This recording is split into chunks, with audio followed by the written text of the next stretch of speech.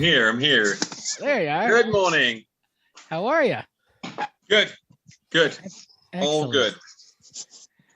Yeah. Well, I guess for you it's good afternoon, but for us, good morning. Yes, it's afternoon. Is it an early morning for you?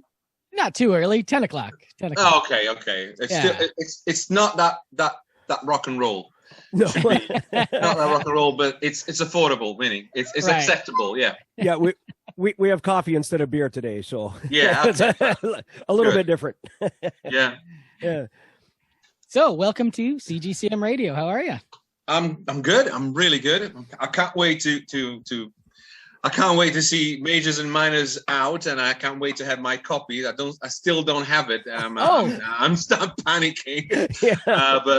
But it should arrive. The record label said it should arrive. So I'm cross fingers, because you never know what's going to happen especially when you ship vinyls. You're kind of freaking out until you have it in your hands, because you never know what's going to happen to that. To the vinyl, and especially right now with all this pandemic business, all the shipping companies and the postal services are super busy. So yeah, that might busy, be part of it. and here in Italy we had some problems, because apparently there was a moment where there were a lot of people having COVID that were involved in the post office. So there was a lot of delays. So a lot of packages went lost, and everybody was freaking out also for that, because they didn't know is it gonna arrive at some point or not. So yeah, hopefully, but it's gonna arrive. You gotta keep gonna your be fingers there. crossed. It's gonna be there. I send the guys of the record label. I said to the guys of the record label to send it to my parents. So my parents are always at home, so there shouldn't be any problem. Yeah, so it shouldn't get missed. Excellent.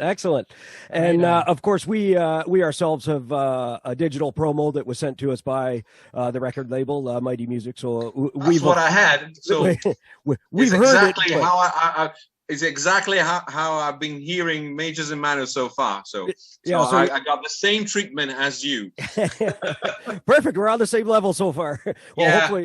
Hopefully ours are coming as well. I ordered the vinyl myself. I love vinyl, and I'm so happy that this is actually being released on vinyl. I like to see the resurgence, the comeback that vinyl has been making the past few years. So for me, that's excellent. It's working. Well, I can't say anything better.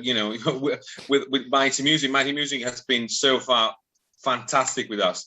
Very open-minded, very willing to invest.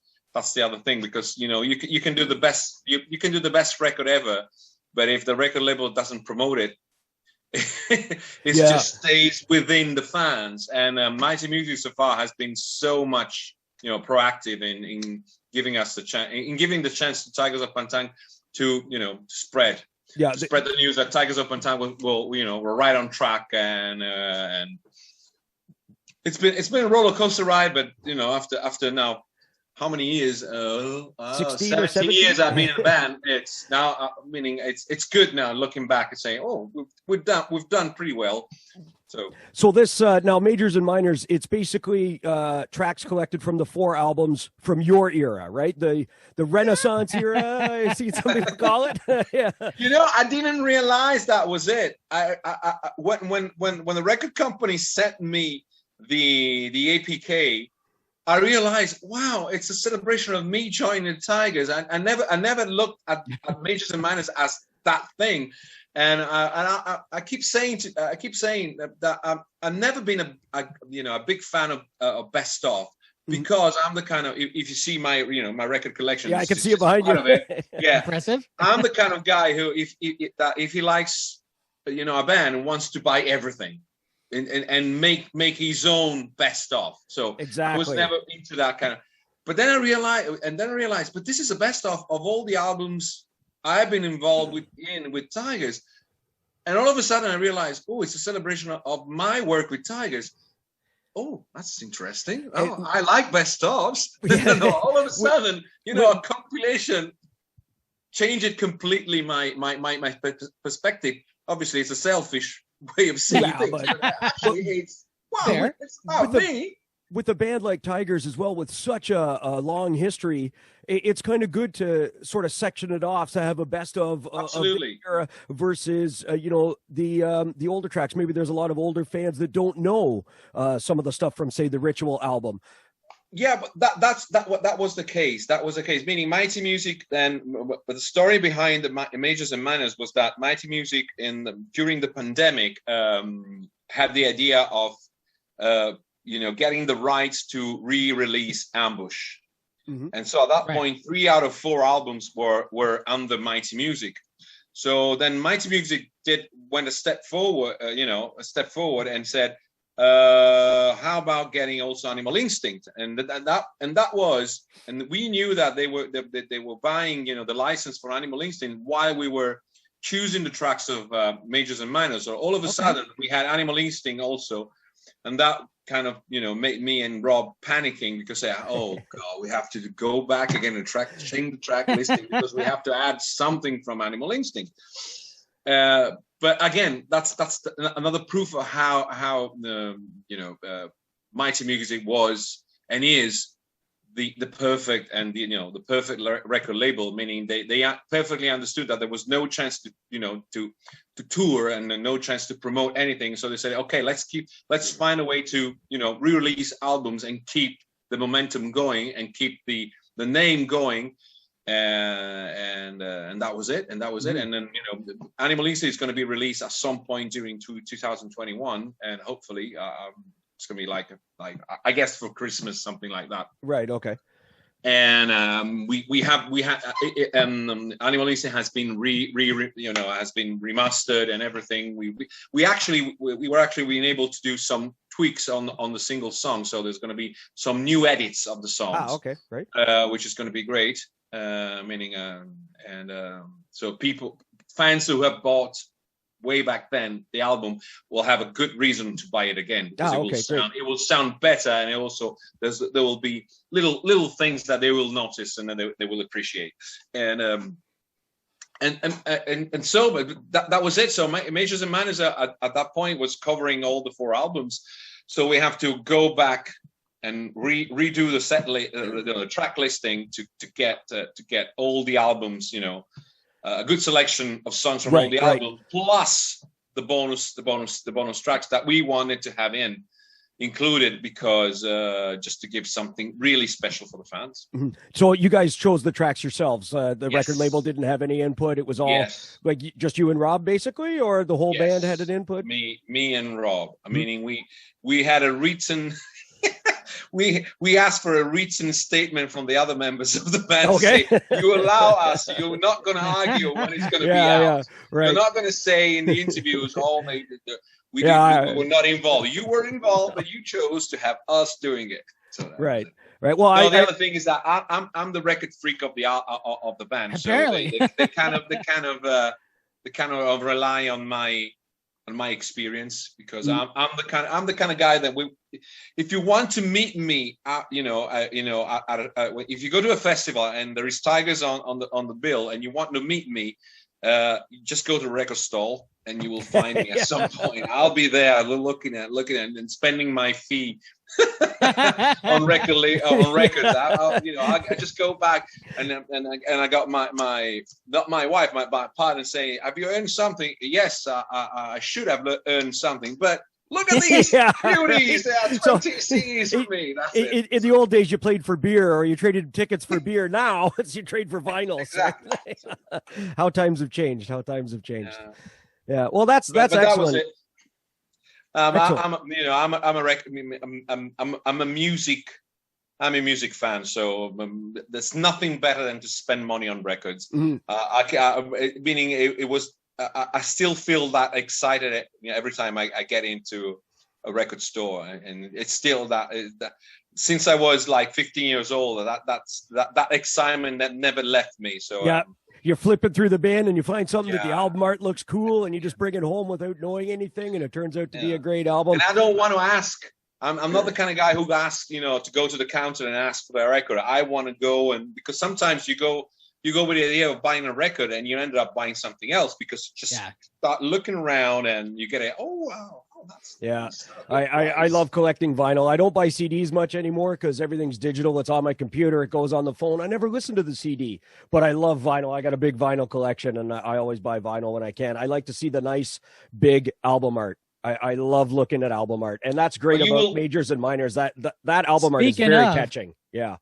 That's a piece of art. I'd like that on hanging on the wall behind me like the Meister does now. Yeah. There's a story behind that because we were working when the record label started suggesting us about thinking about a record, a compilation. We started. It was me and the drummer Craig.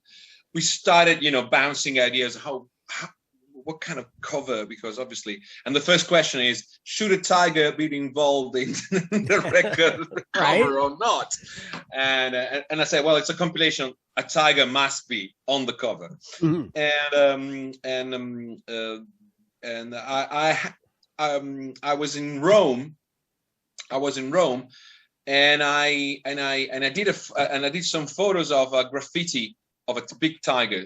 And I sent it to Craig. Said, look, this graffiti looks really nice, great. It could be a good idea. I mean, maybe we can use the graffiti by himself, or develop something out of it. And then I don't know why, but we start thinking, oh, but it's going to be like it's nothing exciting of having another full tiger on the cover. Yeah. So all of a sudden, I don't know who came first with the idea. How about getting into something specific, going like a zoom and going to the tigers, and we start thinking about the fur and the thing, and then I really don't remember who came up with the idea, but it's like, how about the eye?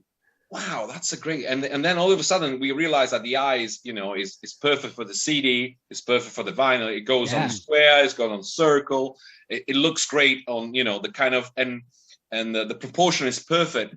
No matter where you put it on, even on a T-shirt, if you put you put the eye, it works. And so that was it. And then thank God we have this guy from Naples, Roberto Todorico, is a great artist, and he's been working with us. He has done the Ritual and the Tygers of Tang cover for us, and wherever we have. And he's so great because we give him just the idea, and then he just runs out of the blue. Just comes up with that. Well, I'm really glad that you guys took time to consider the album art, because I see a lot of bands these days and they don't put very much emphasis into album art. I find anymore, because most things are iTunes and digital and stuff. So I think to me, I really appreciate album art, and I love looking at that big cover. It's part of the reason I like vinyl so much, and I'm glad that you guys took the time to put some effort into the cover like that, and I think it came off great. So, I come from the vinyl, meaning I'll be turning 53 this year, so I know exactly what you're meaning. Meaning I've been staring at record covers and vinyl covers when I was a teenager, and sometimes the record cover was more interesting than the record. I realized I'm looking at the record cover, the vinyl, the music is shit. Man, this is great. I bought a few of those. I think we've all been there. So when you were looking at those vinyl album covers when you were younger, were any of them Tygers of Tang albums? Yeah, of course. I went backward, meaning I bought the first record I bought from Tygers was The Cage, and I bought it in a secondhand store in Florence. I live in Florence, Italy, and I bought it in a secondhand Florence. I was lucky enough. It was a UK edition, so it was not an Italian print. It was a UK print, so they had all the lyrics in and everything, and that was my introduction to Tygers. And then I went backward, and I bought the Spellbound and then Crazy Nights. Cool. That was the thing. And then I bought, when it came out, the Wreckage. The Wreckage. I have the Wreckage from the original one of the first, prints Mhm. from Music for Nation back in, I think it was 1987 or something like that. And when everybody was not even considering that Tygers would come up with a new album, and that was like some sort of comeback, even though since Rob was not involved, it's the kind of, if Rob would have been here, I would have said, I don't remember that album. Yeah. Yeah. Wreckage? Yeah. Never heard of it. Never heard of it. Yeah. So that's great. So you were a fan and you had the albums back when you were a kid, Well, and now yeah, you're yeah. fronting the band. Yes, how I did was. that go from there to there? Well, curiously enough, it was the first and only audition I've done in my life. Meaning, I've been lucky enough during my what's so-called career to be the right guy and the right moment. Meaning, when I started, my first band, it was basically, we want to form a band. Okay, he speaks English. That was the one. he has the biggest record collection, so we can pick up the songs from him. And then I had and then the other thing, I have the scores. Meaning I don't know why, but since I was like 14, 15 years old, I've been buying the scores with the songs. So I had like Motorhead, Ace of Spades, full score with all the notes and everything. Okay. Yeah. So even though I had no experience of singing, I had a bonus. Yeah. So the guitar player could look at my scores and get the part right. Yeah. So my first band, the first band I joined in was like this, but this was the reason. And then since that, I was always in the pub, right guy. We're looking for a singer. I'm available. I'll do it. Yeah, excellent. So you don't have any formal vocal training then when you started singing? No, at the beginning, no. I did again. It's a bit awkward. No, I didn't. At the time, I didn't do anything. I did some vocal training, and to the degree that now I'm a teacher. Meaning when I do not tour, I'm a singing teacher, and, right. and also I teach. Every time I try to explain, it's so weird. But basically, I'm the guy in school. Meaning, there's a music school here in Florence, and I'm the guy that a band meets, and I am the one who has to teach them how to write their own songs, okay. which is absurd, because there's no way of teaching how to write a song. But again, I have to make them feel comfortable of their skills and their technique and everything to say you're ready to write your own stuff. So yeah, you have to draw it out of them in a way.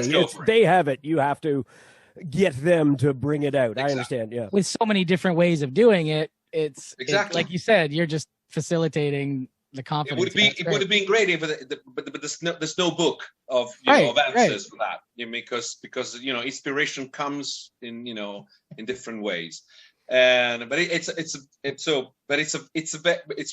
a part of my musical life that I really enjoy, because I'm the simple fact that I'm able to to spend a lot of time with teenagers is fantastic, because they kind of keep their excitement is like it's energy. It's the kind of thing that you feel it coming, and it really inspires you, because obviously they have their own whole life to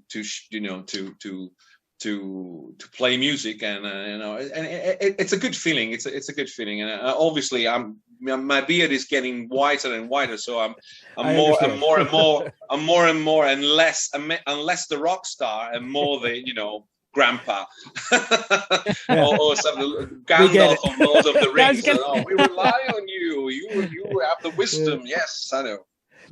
I'm supposed to be a rocker, but they see me like That's pretty cool. So when you got the gig in the Tygers, you were just in the right place at the right time then? Well, as I was saying, it was an audition. It was an audition. Basically, the one audition you've had in your life. Yeah. The one and only audition in my life. And there's two things that made me think that I was doing the right thing. The first thing that, way back it was 2004, I received an email from a management saying that a well-known British band was looking for a singer.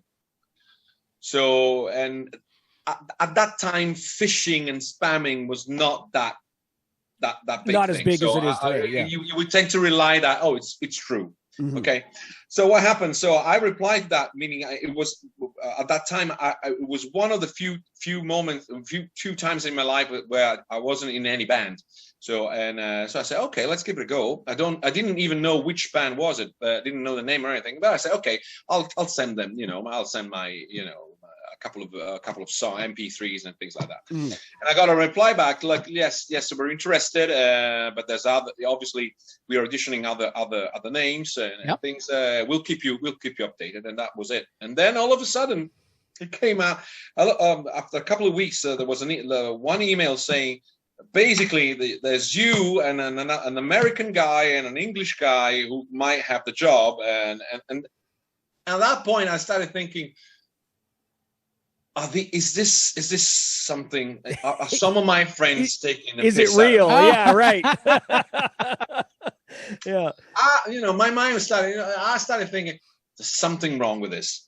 Anyhow, after that, I say, look, if you want to give yourself a chance, we'll buy you a ticket, and you'll fly to UK at our expense, and that was good. So that yeah, sure. It's a vacation if nothing else. Skin in the game, right? Now. Whatever happens, whatever happens, and that was it. Meaning, so I flew to the UK. I flew directly to Newcastle, basically, where the band where the band is based, and I had the audition in a city called Darlington. And now Darlington is in the northeast of England, and there's nothing special about Darlington except for one fact, that in 1973 or 74, I don't remember the year, a guy called David Coverdale took his chance and took his train to go to London to do an audition for Deep Purple. So I said, okay, so I'm in Darlington. I have an audition with a rock band. There's this thing happening way back, in the 70s. Yeah, that might be a good omen. Let's do it. Maybe it's the right thing to do. And you still don't know who the band is at this time. And that was it. That was it. Meaning we rehearsed the whole day on a couple of Tygers classic, and at the end, right at the end of the first rehearsal, Rob came to me and say, "Would you fancy be the joining in the band?" And I said, okay, yeah. I don't know what that means. Meaning we have to see how it's going to work. Meaning we just met, but right. I said, yeah, why not? And but it took some times after that. Meaning I joined. So I was in the band since November 2004, but it wasn't until 2007 that things got a little bit more programmed. Because for the first 2 years, there was nothing really going on in terms of gigs and in terms of plans and anything. Then what happened in 2007, we found a manager who started saying, okay, we have to put back the Tygers, meaning the Tygers Up and Tang is a brand, but people don't know anything, don't know if you're a live band, if you're doing covers or anything. So we should start, gigging frequently in the UK and start releasing, EPs and things like that. So get the name back out there again. Yeah. And then what happened? We recorded an EP, self-produced, just like it happened in the 80s. An EP with two old tracks and 2 new tracks, and then we got a record deal. Then we had got Animal Instinct. Then we kept touring, and then we did Ambush, and that was it. Back in the old ways. The only difference is that in the old days it was like 2 albums a year, and now it's like 1 album every. Yeah, but that's okay. 2 albums a year is a little much, I think. I don't know. I really don't know. Sometimes you look at you listen to Rob's stories, and you go, how meaning. From 1980 to 1982, you did 4 albums. It's like, yeah. And tours. How are you that create? Like, how are you able to maintain the creativity? And people were complaining. People were complaining sometimes, saying, they're releasing March Spellbound, and then they're releasing November's Crazy Nights, right, of the same year, and and some reviews, some of the songs don't seem too focused. But they were only they released an album, went on tour, and then they were back in studio saying we need 10 songs. It's like, okay, and in between playing gigs, so exactly. It's not like there's downtime. Rob was saying, we for Crazy Night, we literally went in the studio with a few songs ready, and then most of them were just riffs, ideas that we have to develop 2 hours, and then okay, we got it, let's go in the studio recording it. So there is a chance that something is not exact. You capture the moment, obviously. Of course. But it's a complete different way of of seeing a production. Nowadays, it takes 5 years to do an album, 3 years to do an album. So every single detail is really, really, everything is arranged. Everything is you have more really well thought. Yeah, exactly. You have more control over it. Whereas I think that's maybe why a lot of bands maybe have an album or two in their catalog from back in those times where they're like, I don't like that album, because they rushed it. They didn't feel good about it themselves, but the pressure from the record company or whatever. So I think it's a much better way of doing it these days. Well, in a way, yes. On the other hand, you capture the moment. Meaning, if you think about, if you think about Saxon, you have Wheels of Steel and Strong Arm of the Law that were recorded within 7 months, and they are fantastic albums. But again, sometimes it works, sometimes it doesn't. Sometimes, but for Saxon, for instance, they've been going since 1975. So the moment they started to be famous, they had songs that they were keeping, that were coming from the past. They have some sort of obscure back catalog no one knew about, that they were able to go there and go from the vaults and say, to push take that song and put it and re-record it, and that was it. But for Tygers, it was meaning that the Spellbound Crazy Night was like, no songs, you have to have 10 songs on the spot. So it's like, basically. And you had, and as Rob was saying, you felt like you're having a gun, right in front of your face. You have 10 days to record an album. Yeah. So, do it.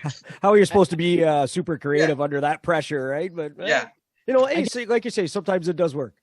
I guess the flip side of today's is overthinking too much, and you get the Chinese Democracy taking 14 years, and the Guns N' Roses album, right? So maybe even if it's a masterpiece, right? Was it worth 14 years waiting? It's like, right? Even if it's good, right? It's not a bad album, but 14 years?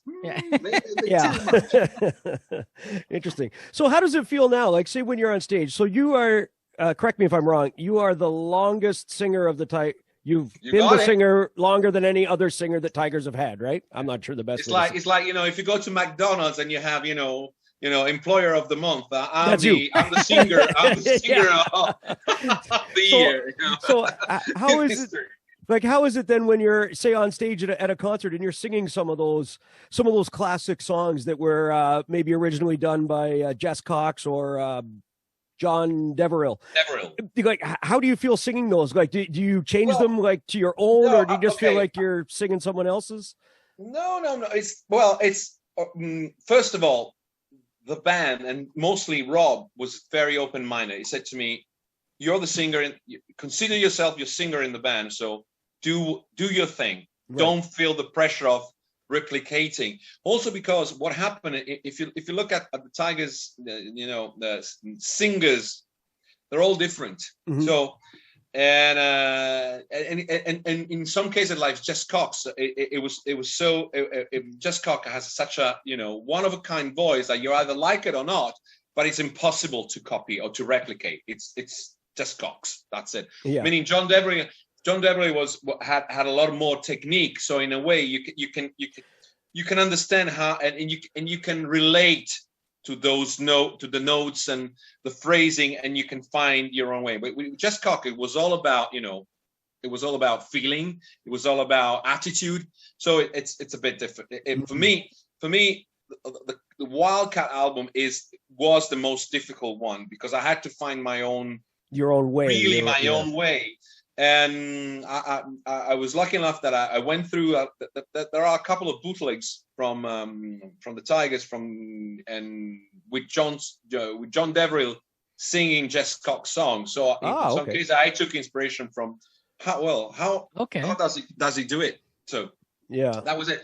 With John Deverell, it was totally different, because there's some songs like Take It or Gangland that I immediately felt comfortable. Meaning, there's some songs that I really love as a fan. So it was like a dream come true to play those songs live. And the other thing is that I had the opportunity during the years to re-record some of these songs and to put my, to re-record and release these songs, so I can put my mark, my stamp and my mark on it, so that people who will come to listen to us can listen to my, already to a version I've been singing on. Right. And obviously I have favorite songs, meaning, as I said, Don't Stop By, Gangland, Take It. I'm a great fan of Love Don't Say from Crazy Nights. I would love to sing some more songs from the Cage, but they're not easy. They're not easy to sing. First of all, I have to be honest. They're not very, because there's a lot of backing vocals, and they were going. When you listen to the Cage, when I first listened to the Cage, I was a bit shocked back in the days, but in hindsight, it sounds like they were really ahead of time, meaning they were experimenting too. Right. They were experimenting a lot of stuff. Then you listen to Hysteria or Def Leppard, and then by 1987, 88, everything was fine. But in 1982, it was too much ahead of time. But there was a lot of vocal layers and a lot of backing vocals. So it's really difficult to replicate, because John Deverell was a great fan of backing vocals and everything. So he did record all of the backing tracks. So that was it. I'm comfortable. I have to say, when I joined the band, I had to play some songs from Noises from the Cat House, and the singer from Noises from the Cat House has a great voice, but it's more like an epic heavy metal Bruce Dickinson kind of voice. I'm more a hard rocker. I'm more a blues singer. So I have to be honest, that when I joined, I really struggled to with those songs, because I liked them, but I felt that I felt really difficult to get my voice to go along with those songs. Yeah, right.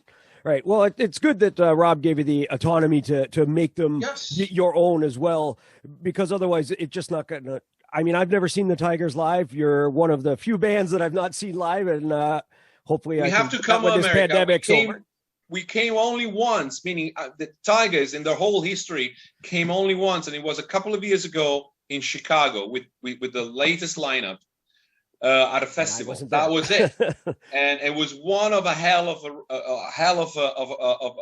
a ride, because we were there for 2 days. So it was like flying in, sleeping, do the gig, fly back. Yeah. And I remember myself on the way back saying, "Have I been to America?" Yeah. Oh, yes, I have. I one time did something stupid like that, and Wally knows this story. I flew from Toronto, Canada to Tokyo, Japan for 2.5 days to see a band that's from Toronto, Canada. So I understand, because I did not see much of Tokyo, Japan either. So I understand that feeling on the way home, going, why did I go? Like, was I there? Let's put some light on. I don't know why. It's so dark in here. No, that's too. Oh, yeah. Yeah. Yeah. Now it's like it's almost morning time, like it is for us now. Excellent. So let's talk about. Oh, sorry. Go ahead. Yeah. Sorry. Go on. I was going to say, you mentioned there a little bit some of the other projects that you sing on. Maybe we could talk a little bit about a couple of those bands. I'm a busy guy, and COVID, and COVID didn't help that, because obviously you're stuck at home doing nothing. You cannot gig. you cannot teach. I mean, I was stuck also with the teaching, so the only thing I could do was like writing song and home demoing, because I don't have a studio, a home studio, a proper home studio. And I was talking. I had lunch out today with a musician, and I like to go in the studio. I know that you can record. You can perfectly now record your vocals at home. Sure, but no, I like the whole experience. I like to wake up, go and it's in a way, and you have to move, go to the studio, get the vibe, get the feeling, get in the zone to record it. I'm old fashioned, maybe. I know a lot of people that likes to record at home, but I don't like recording. Yeah, see, I understand that when we do a podcast, we would much rather record it in person, because when we're together in a different room than you're looking at all the rest of the days you're here, it really does make a difference. So I understand when you say that. It's a live thing. It's a live thing, and the other thing is that it's. I guess the studio itself can inspire you, can put, because I like to have some when you go down to recording, I like to have to feel the pressure. I need to know to have, you have to do these songs within 10 days, things like that. When you're at home, you can do, okay, I'll do it tomorrow. That's Facebook, look. Yeah. And all of a sudden it's a month and you've done 2 songs. That's it. And the record labels start calling you. Hey, Jack, what's going on? What's going on? Exactly. So that was it. So recording in the studio is the thing. And so during the COVID, I got basically before the COVID, I was able to record my vocals for the Damn Freaks album, which was released in October. And then out of the blue, while I was stuck at home, I got this phone call from Frank Panay from Bonfire saying, I got some songs from my side project, Sainted Sinners, and I want to get the project back on track, and I need a singer. Would you be interested? And I said, I'm doing nothing. So, yes. And I said, just send me a couple of songs. But first of all, let's test if we, if the chemistry because the chemistry, and the other things that we won't be able to rehearse together, to go, to meet. So we have to record, in 2 different countries and everything. So the songs needs to be really good and inspiring for me. And he sent me 2 songs, and I was blown away. So that was it. And so we started bouncing ideas back and forth. And within a couple of months, I had, I demoed all the songs, and I was able to go in the studio here in Florence, recording in September. And I actually wasn't hoping to have it released during, in 2020. I thought, okay, we're going to record it and then we're going to release at some point in 2021. And then all of a sudden, the record labels was so happy with the results, saying, let's have it released, no matter. And obviously, way back then, everybody was a little bit more optimistic. They were saying, "Oh, we're gonna play live, we're gonna tour. Yeah, it's not gonna be that long. It's not gonna be another year. So don't worry. We release it in December, and then January, February, we're gonna be touring Germany and everything." No, that didn't happen. That didn't happen, and it's a shame because playing live has a huge role in for a rock band. For a rock band, financially, from a financial point of view, from a promotion point of view, because no matter what people say, but people spread, especially in the hard rock metal scene. If you play good gigs and the people will know it. There's not, the news will be spread that you're a good live act, and that will mean a lot. That will build your reputation. But if you don't tour, and it's there's like it's like there's a big part of the whole excitement that goes away, because people don't buy records, and people might buy a record if they come to see you live. They like the show, and they go back to to the merch stall and they'll buy your record. Pick it up, they don't go anymore to records. They don't. There's not that no more. That's it. Yeah, it doesn't work. Stop that crying. way now. Don't do that. Don't cry. Don't cry. I keep doing it. I know that Amazon does good deals, but sometimes there's nothing better than going to it's hard to find a record store. Period. For us in Toronto, there's not really any record stores Slim anymore. pickings. Really? Yeah, a couple of used record stores that don't have a very big hard rock or metal selection. They've only got pop and 60s and 70s stuff. So it's hard for us to buy stuff unless we use Amazon for us. Yeah. But it's a shame. It is. Yeah, it's because a shame. Like I remember I was when it was 2001 something like that 2001. I went to San Francisco and I went to Amoeba Music. There's a big store. I've been there. That is huge. That place. That's I was awesome. with my then girlfriend. I was in tears. I was like, I can't believe it. And I said to my girlfriend, I said, okay, give me 4 hours. Yeah, right. I'm there. Do whatever you want. Here's one of my credit cards. Buy it. Yeah. No, I'm See you. there. The first time I went there. I just took a flight from Toronto to LA. And I only had carry-on baggage. I didn't bring a large suitcase just for a couple of days. And I went there and I'm like, I now have to buy extra baggage on the way home because I bought so much stuff. It was I've never seen anything like that. Mind blowing. I couldn't believe it. It was like, it's a whole city. Yeah, Wally, wait you should see that place, Wally. I got some pictures I should show you, but it is it's huge. Yeah, I've been there a couple times since, but I know now to bring an extra room in my suitcase, so it's all right. I was like, I would really, I had to Yeah. I was so confused. I had a list and I said, forget about the list. I'll start from the first one and go and keep going all the way. Yeah. Right on. Yeah, I gotta say, I owe you an apology because I was a bit of a cranky old man. He is. I am. Yeah. Well, I get it from you. Look like so I am a huge David Reese fan, and was a huge fan of the Saints. Whoops.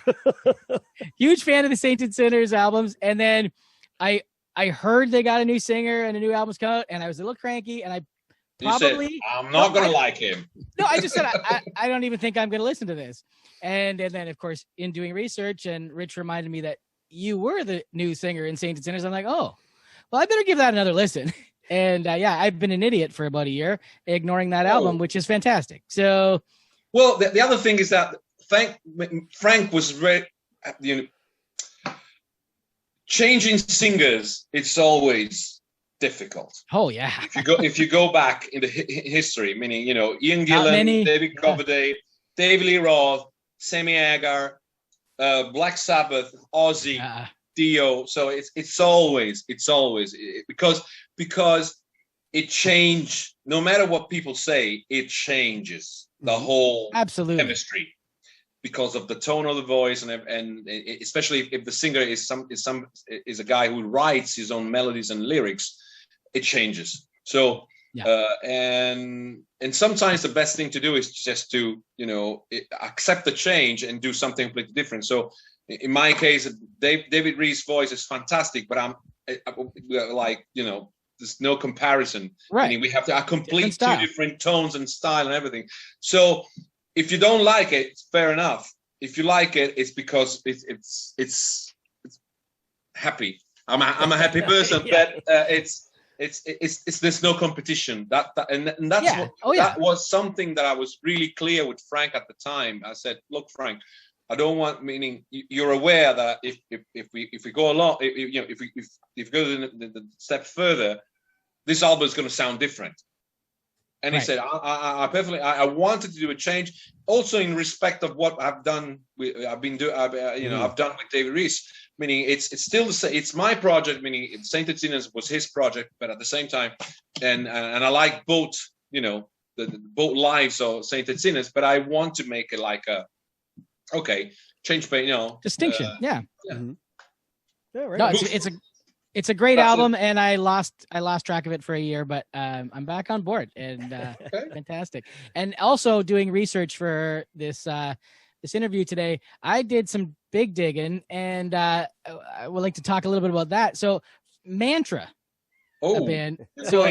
You're going my very, very, very, very first band. Yeah. So Rich and I were talking like literally 9 o'clock this morning. So, and I finally found some of these albums. So, how many Mantra albums are released? Because it's a little convoluted out there because there's more bands. Okay. There's many bands with the name Mantra. I think I found 3. I think I found 3 of the 4. Okay. So I think, yes, there are 4 albums, and I can send you 2. Okay.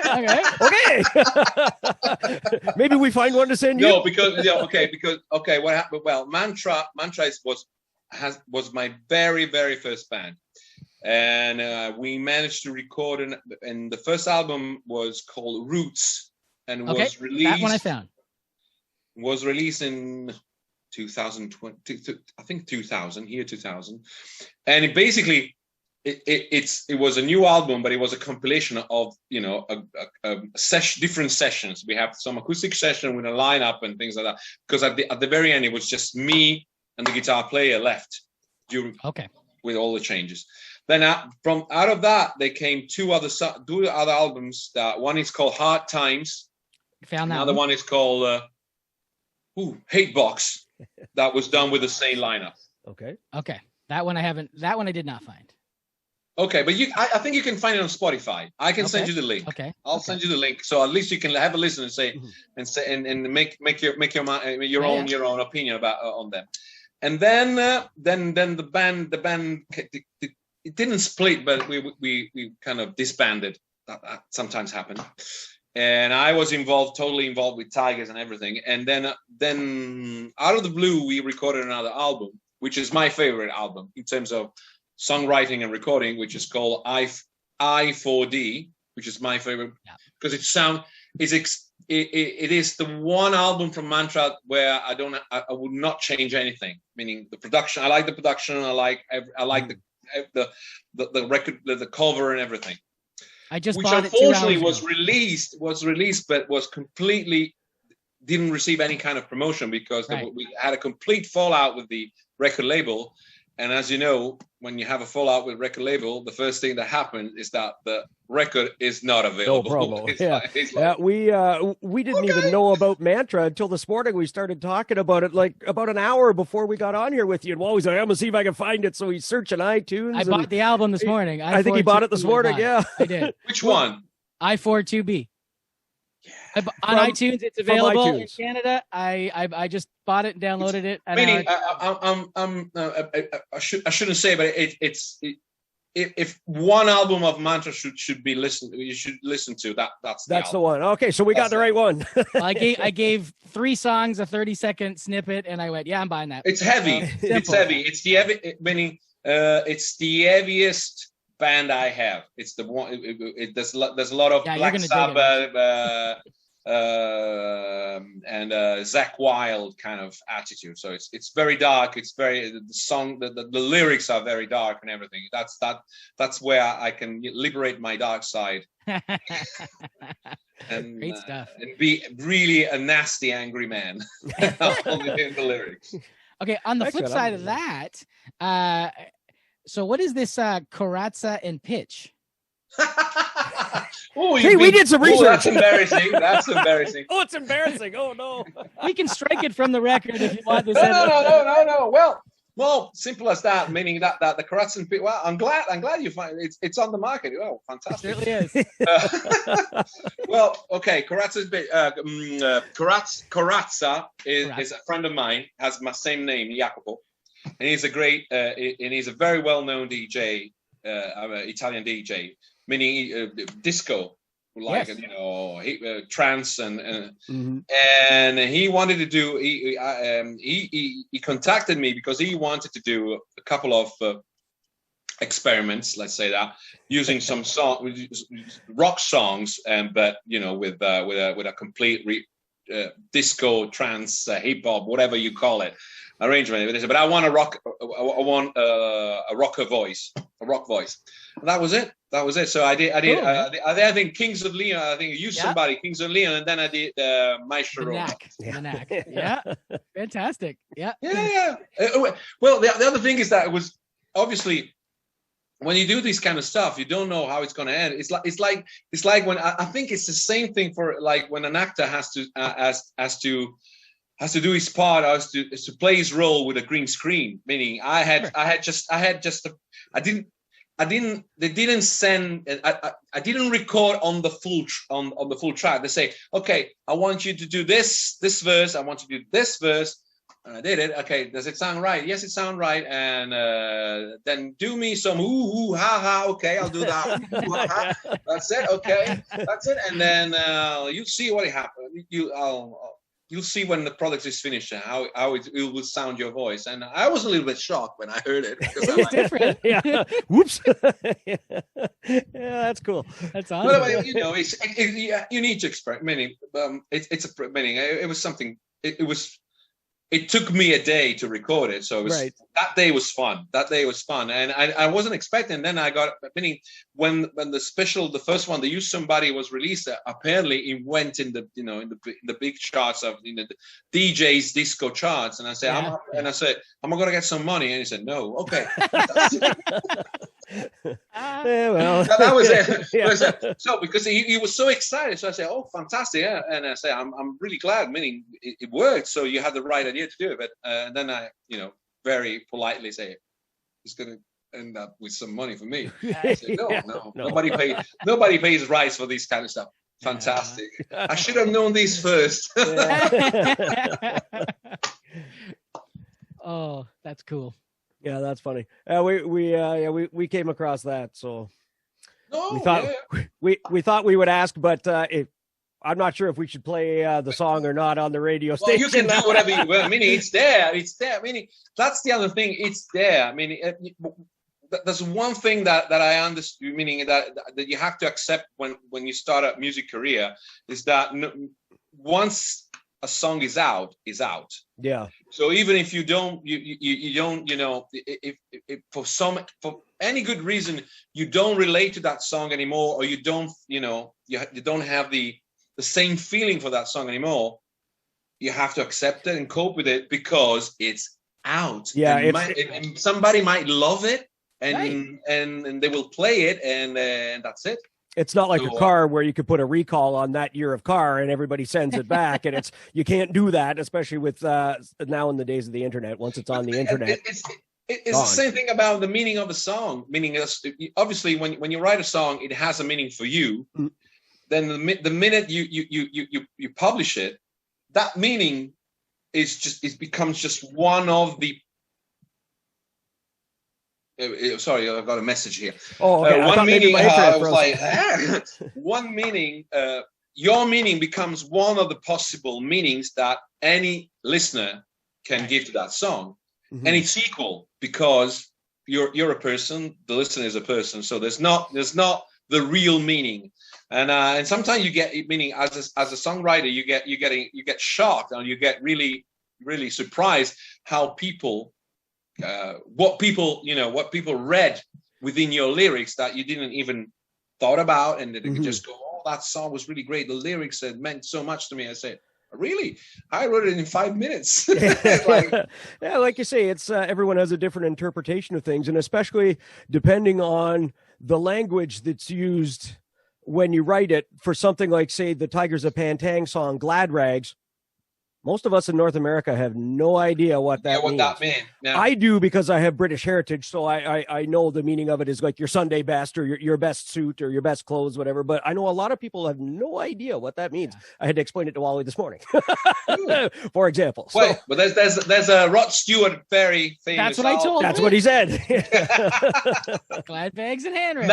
Those lyrics were written by the way, Craig, the drummer, because in Tygers we share duties between me and Craig writing lyrics. Okay, cool. And it's like it's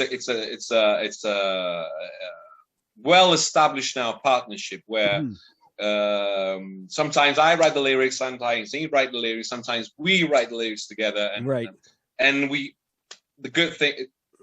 So for the Glad Rags, he had to explain me. Saying, you're gonna sing this, I was wondering if you wrote the lyrics, how you got to Glad Rags. No, it wasn't me. It wasn't me.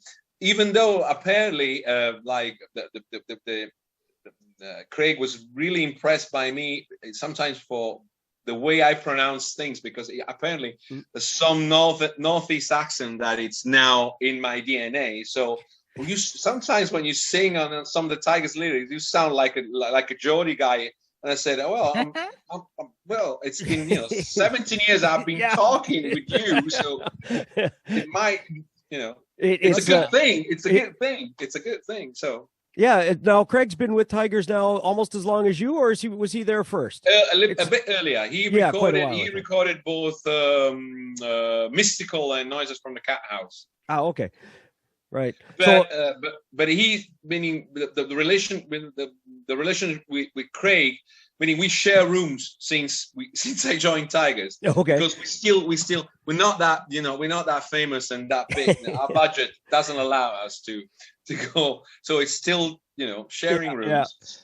Yeah. And also he's from near Leeds. So most of the time, what happens is that I fly to England, and he's the nearest person I can reach, because I can either fly to Leeds, or if I fly somewhere else, I'll jump on a train and get to him. Right. Okay. So we during the years, it's the guy I've been staying more with, when I'm in the UK, and that allowed us to be so well connected when it comes down to write lyrics, because we share ideas when when a backing track comes, when a riff, Rob's come up with a riff, the first thing we do, we listen separately to the riff, and then we kind of bounce ideas and an impression. I think this reminded me this. How about this kind of theme of that? And then we really very democratically decide, okay, you go for it. And if you struggle with something, just give me a call, and I'll. Yeah, right. That's how Only the Brave came out. Meaning Only the Brave is. He wrote most of the lyrics and most of the verse, but then he was struggling with the chorus, and I wrote the chorus. Oh, okay. Sometimes it's vice versa. Yeah. So it was like he said, I remember his call saying, I got everything, and he sent me a demo of him singing the things there, and then I don't know what to say.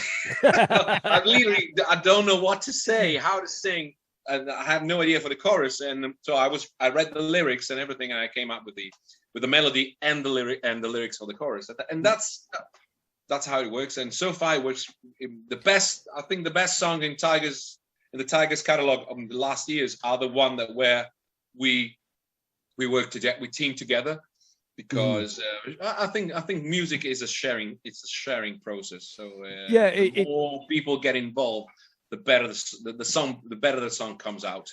Yeah, it's good that you guys have such a good relationship like that, where you're able to work together like that, and like you say, writing a song together. Because I mean, the more recent, especially the Ritual album, I just love it, and I gotta say, it's probably one of the strongest, if not the strongest, in the Tygers catalog. To me, I think it's an amazing album. So it shows that you guys work really well together as songwriters. And it's a team. That especially that one, no matter what happened after, meaning Mickey leaving and everything, but that album was a teamwork. Was everybody got involved in the writing, arranging, and everything. And I think the music, as you said, the music, you can hear it in the music. Yeah. You can hear it in the music, and that's it. So it should be always like that. Sometimes it doesn't happen, right. but you should always. Once the other thing is that once you experience that kind of chemistry, you do your best to recreate it. Mm-hmm. And in a way you also kind of change. I think you change your attitude and the way of dealing with all the band members in order to keep that chemistry alive. In a way, it's a way of growing up. Mm-hmm. So a little bit of any selfish or ego kind of Those are the things that destroys bands, are one person's ego. The other thing is that we're all grown up. So and yeah, we're not in our 20s anymore, right? It's a bit of a different game, right? So and if somebody would have said to me that in my 50s I would be in the singer in an iconic band such as Tygers or Tang, I would just laugh. I'm here, so, let's have fun. So it's the good side of it's too good to jeopardize it with just a little bit with your ego, with your selfishness and things like that. So it's just that's you good. Can do it. It's acceptable when you're in your 20s and 30s, but then just go. Yeah. So are you guys working on anything new as well, like over the pandemic times, over the internet? Yeah. I mean, we have the first thing we had to do during the pandemic was to find a new guitar player, because Mickey McChrystal decided to leave, and his decision was mainly because he wanted, meaning I think age gap, meaning he was turning 30, we are all in our 50s, right? I think he realized that, meaning no matter what we think, but we can't go forever.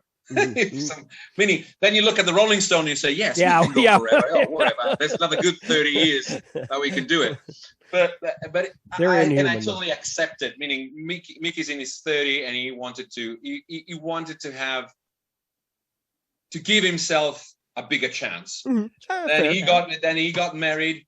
He's now he just had a baby now, so he wanted to be a father. He wanted to get married. He wanted to to start that kind of experience, and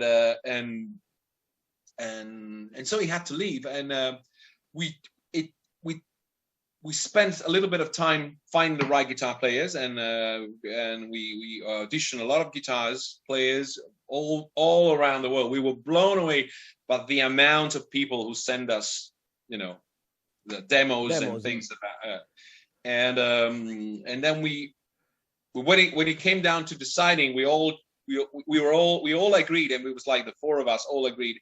There was a guy, and the guy is an Italian guy called Francesco. An Italian guy. They were. I must say, the rest of them was a little bit scared of the fact. Oh, we're going to have two Italians. Yeah, that's what I was thinking. No, the Italians are starting to take over. They're going to, you're ganging up. There's a little bit of mafia going on there. No, but so Francesco Maras, he's a great guitar player, great guy. And since he joined the band, since last September, we started working on new songs, and we were lucky enough that Rob had never stopped writing riffs. Rob is a riff master for a reason. He writes hundreds. So there's a catalog to choose from. Yes. And you can choose, within speed, right? But he's really great. He's really great, and he's very open-minded. Meaning, he said, if you like the riff and then from the riff you want to develop it somewhere else, meaning you want to write a song around that riff, right? Yeah, go ahead. As long as you give me credit for the riff. And they said, well, the other thing is, in Tygers of Tang, every single song starts with a riff. So, it's a trademark. So, and we were lucky enough, and the chemistry between Rob and Francesco is great. Meaning we discovered that they're a really good team, because Rob's provide the riffs. Francesco is a great arranger, and he works around the riffs really pretty well. And excellent. He likes to write songs. He's not just another faster guitar ever. Yeah, he's not a muso, whatever you want to call it. In England, they say wanker, but it's a bad word. You shouldn't say that. We know what that is. It also has a different meaning for us too, but that's a whole separate thing. Okay. That's it. So and we started writing songs, and we ended up with never before. We ended up with more than 20 songs. Already? There were new songs, old riffs that we were worked on, and so the plan is to record 3 songs now to release an EP, hopefully right after the summer, so in October. Okay, so this year, 3 songs. 2021, yeah. And then to have the new album recorded by the end of 2021 and release it, hopefully spring, March, April 2022. Right. Okay. Excellent. Including those 3 songs, or it's totally separate entity? Sorry? In the full album to include the 3 songs. The EP will include 2 new songs and 1 cover, 1 song from Wildcat, like 1 old classic revamped, and one of the 2 new songs will be included. And so one of them will be EP exclusive. Will be a B-side, and it's my fault because I like those. Meaning I've been buying so many B's. I have to be looking for so many B-side now. I am on the other side. I am the creator. You know what I mean? I'm the creator of B-sides, and you have to buy them. You want to have everything. You're flipping the tables. Flipping the tables. Fair enough. Excellent. Well, we sure look forward to that. That for sure. Meaning, I'm really excited. Meaning, every band and every musician say that, but I was really, really impressed by how fast we came up with new songs, and most of it, I was so pleased that Francesco and Rob could, even though there was no chance to rehearse together, so it was just bouncing ideas through the internet. They managed to find a chemistry, and they've been talking a lot to each other, and they've been sharing thoughts and everything. So when the song came to me and to Craig to work on melodies and lyrics, we were very surprised how the two styles and the rawness of Rob and the more classic classical attitude of Francesco was really tied together. So excellent. I'm looking forward. It's going to be exciting for me to write. Meaning, I've been doing demos for this back in September, October. So I once we have the go to record, I'll have to study a lot because I have to go back to the demos and say, what have I done? Right. Well, hopefully that's soon, and I sure look forward to hearing it. So that's again, I think obviously we the idea is to add something, but obviously when I think what we achieve with Ritual is the first thing to do is to match that sound and that quality, at least for me, and to eventually try to go a step further. But that was the main goal, was that we were all aware that Ritual is a good album. No matter meaning the reviews meaning I don't think there's nothing wrong by saying that. Meaning it's one of those albums that I've been involved with that I like to listen. Sometimes when a record is done, it's done, and you kind of we play less songs live, but would you like listen those to dance songs? You don't want to hear those. Exactly. Would you listen to your own song? No, I don't. In that case, every now and then I enjoy it. I really enjoy it. I think it sounds really great. It sounds and every song. We were able to capture the feeling of every song, so all the dynamics and everything. So excellent. It's a very challenging. What's the word in English? Oh my God. It's hard. It's something that it's hard to compete to measure with. Up to.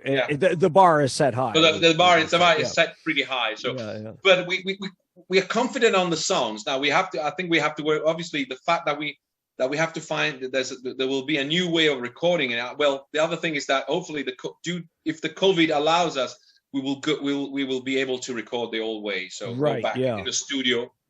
Yeah, and the 5 of us looking at each other, because that's what we do. Meaning, Ritual, the backing track of Ritual were all recorded, guitars and drums and bass facing each other. Yeah, you can all play off each other right then and there. It was like a live in the studio kind of thing.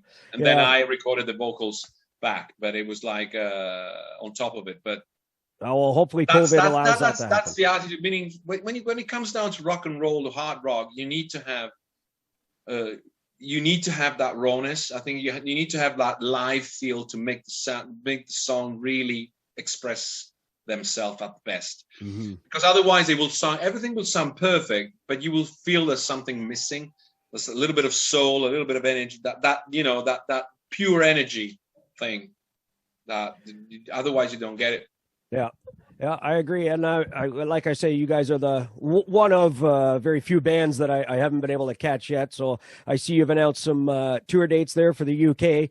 So I know there's one of our staff here at CGCM Rock Radio. He lives, actually, we have a few that live in the UK, but he's got a ticket to, I think he said the gig in Bradford.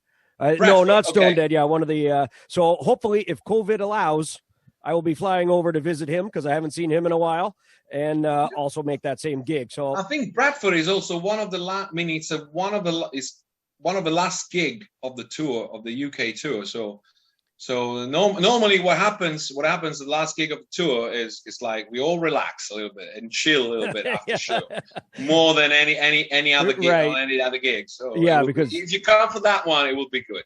Yeah, if it all depends if I'm allowed to fly and I'm allowed into the country, and I still don't know. Meaning, yeah, right. I'm going for the.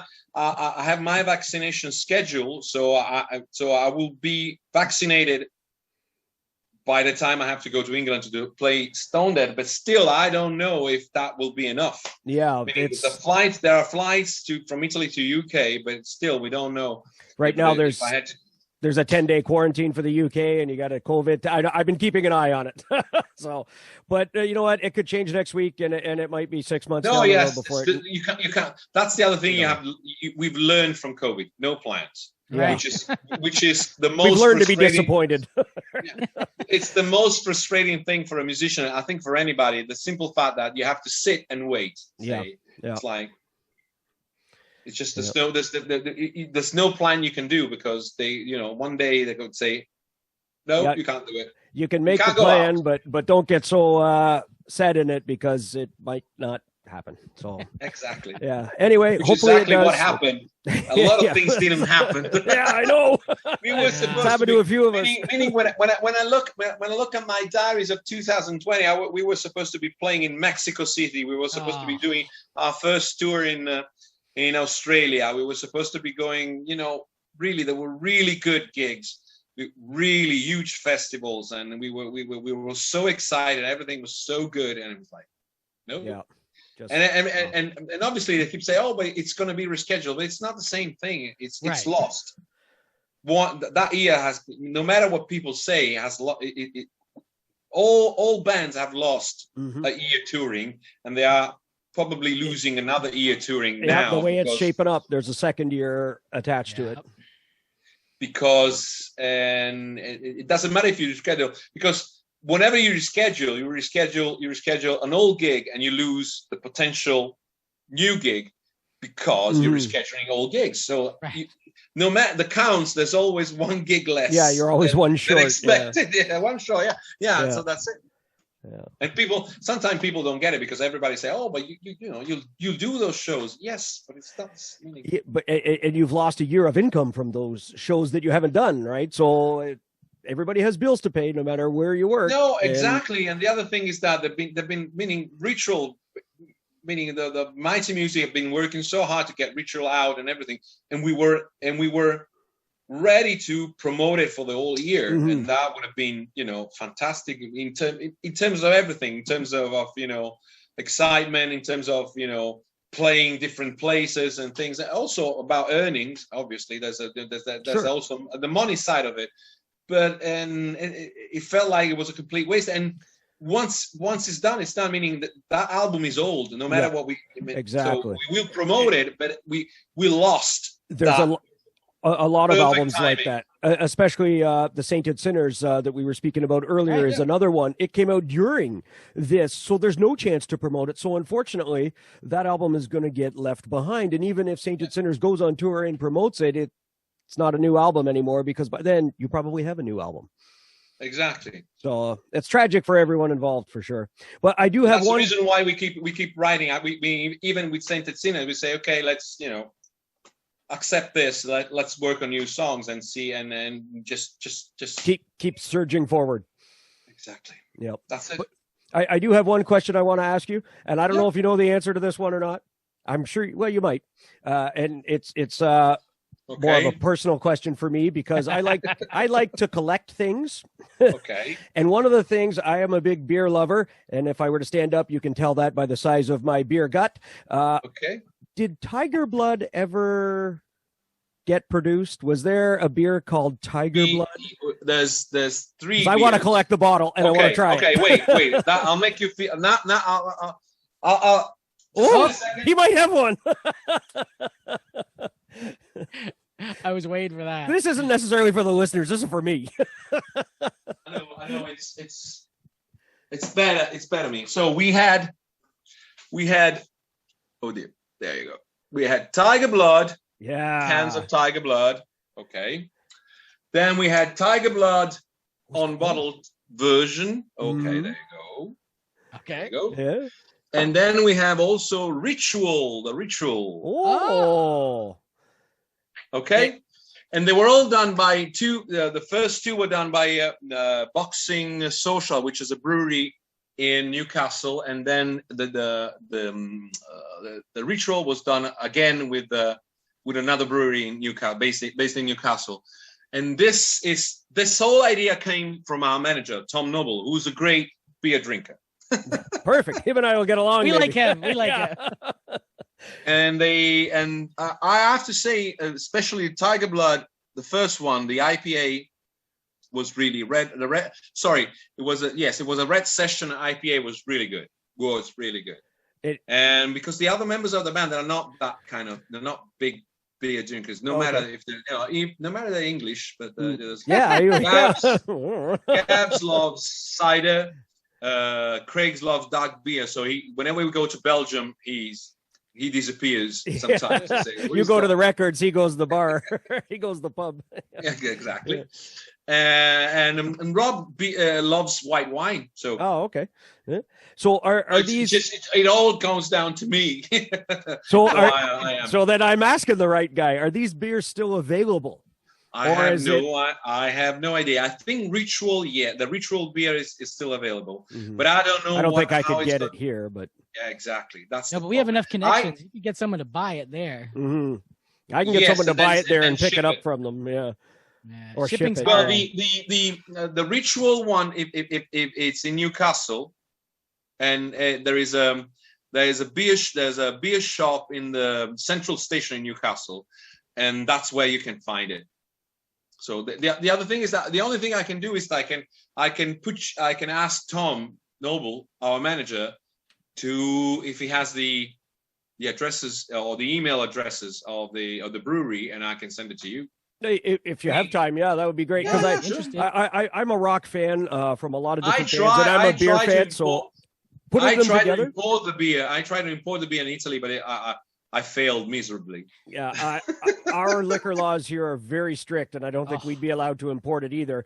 Yet if I go there and bring it over, that's allowed, but I can't have it shipped over.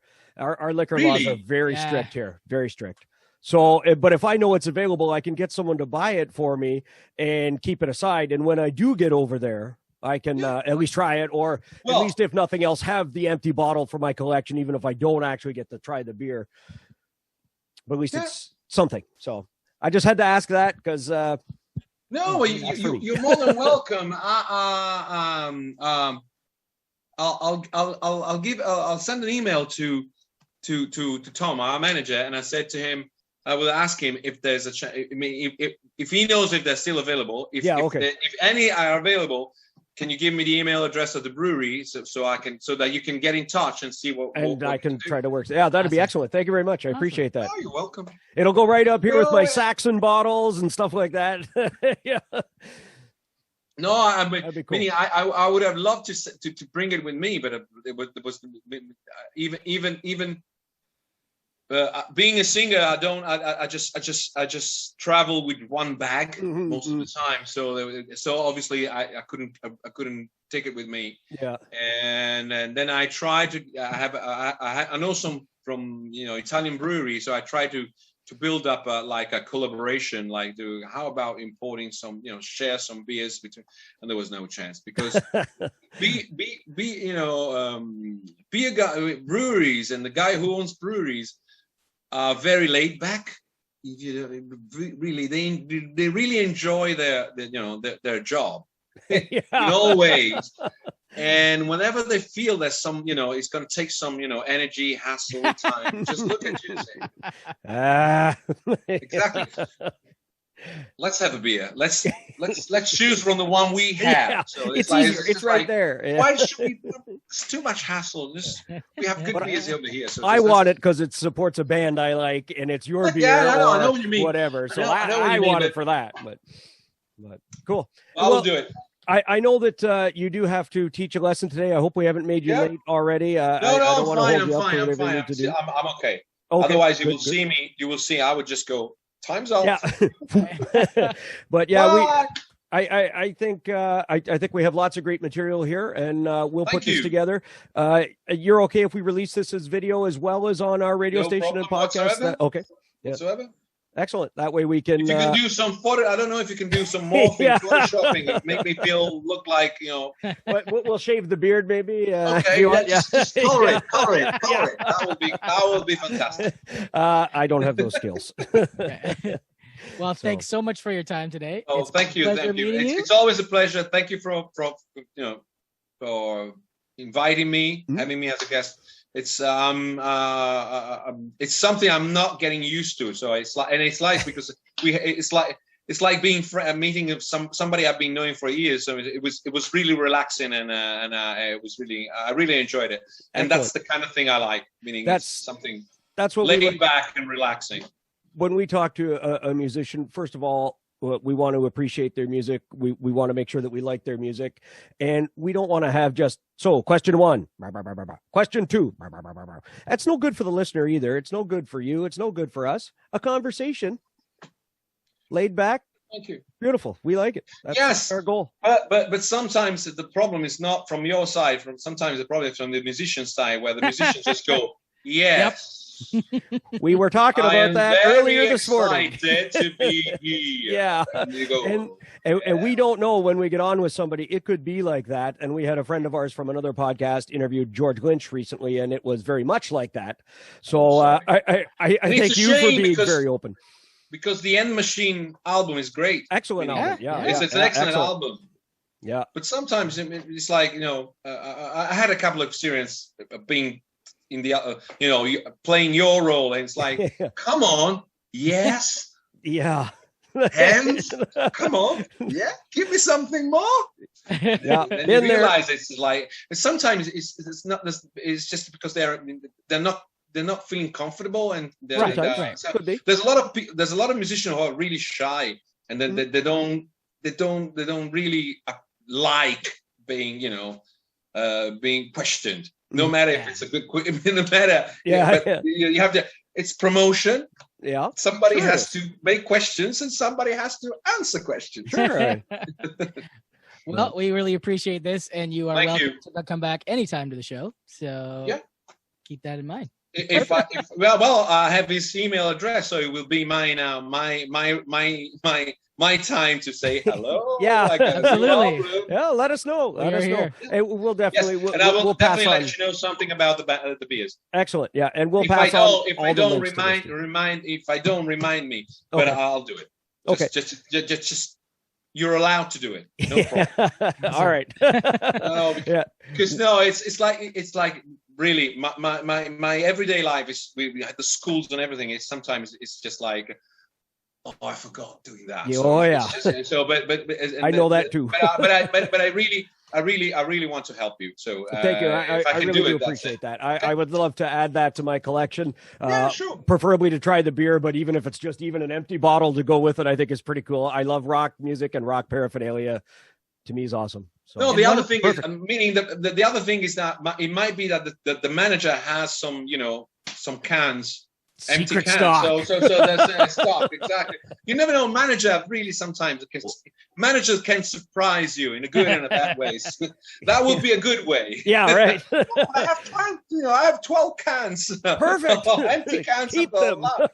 I'm coming. All right. Excellent. One more quick stupid question. The correct pronunciation of your last name. No, don't go for it. No, it's. Can I try? Is it Mila? No, Okay, no. It's okay. fair. It's a French surname, so it's the right pronunciation should be Meille. Meille. Yeah. Okay. But Okay. but nobody pronounces it. I was like going to this. say, you No, probably I have am. never had that. Nobody on earth.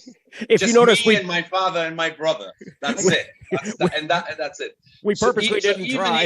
Even Italy, they pronounce it with like an Italian would pronounce it. So it's Meille. Okay. So by pronouncing the all Every letter, right exactly as it is written, and that's it. But that's my curse. Nobody gets it right. Yeah. We sure used to it. So you're in good company. You're in good company. All But right, nice awesome. try. I Thank appreciate it. Awesome. All right. Thank you very much, Jack. Yes, Have a good bye-bye. enjoy the rest Cheers. of your evening. And anytime you need anything, let us know. Thank you. All Bye-bye. Bye-bye. Cheers. Bye-bye. Bye.